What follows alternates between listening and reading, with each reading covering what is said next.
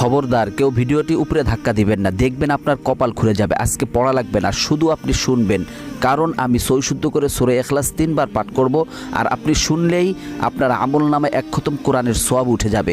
তো চলুন শুরু করা যাক। তো শুরু করার আগে যদি ভিডিওটি ভালো লাগে অবশ্যই চ্যানেলটি সাবস্ক্রাইব, ভিডিওটি লাইক এবং ভিডিওটি শেয়ার করার অনুরোধ করছি। তো চলুন শুনে আসি 3 বার। বিসমিল্লাহির রহমানির রহিম।